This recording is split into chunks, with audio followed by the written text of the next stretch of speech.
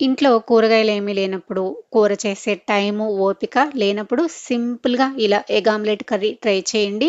వేడి వేడి అన్నంలోకి ఇలా గనక చేసుకొని తిన్నారంటే వేరే కూరతో పనుండదనమాట. అంతా బావుంటుంది.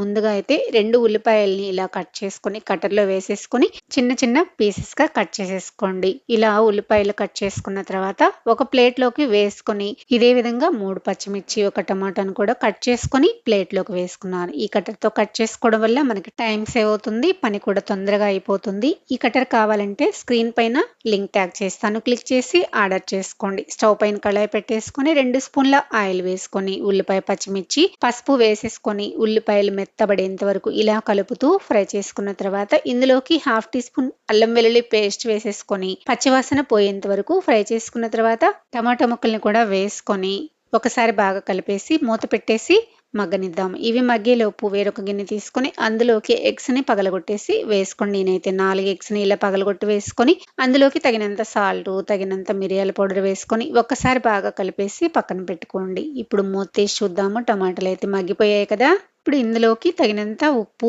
కారము అలానే half teaspoon garam masala powder వేసేసుకొని ఒక్కసారి బాగా కలిపేసేసి ఇలా పల్చగా స్ప్రెడ్ చేసేసుకున్న తర్వాత మనం కలిపి పెట్టుకున్న ఎగ్ మిశ్రమాన్ని ఇలా పైన ఆమ్లెట్ లాగా చుట్టూరు రౌండ్‌గా వేసేసుకొని మూత పెట్టేసి మంటని లో ఫ్లేమ్‌లో పెట్టేసుకొని కొంచెం సేపు మగ్గనివ్వండి. ఇలా మగ్గించుకున్న తర్వాత ఒకవైపు నుంచి ఇలా రెండో వైపుకి టర్న్ చేసుకొని రెండో వైపు కూడా ఒక 2 నిమిషాల పాటు మగ్గించుకున్న తర్వాత స్టవ్ ఆఫ్ చేసి ఇలా వేడి వేడిగా సర్వ్ చేసుకోండి. వీడియో నచ్చితే లైక్ చేసి సబ్స్క్రైబ్ చేసుకోండి. Thanks for watching.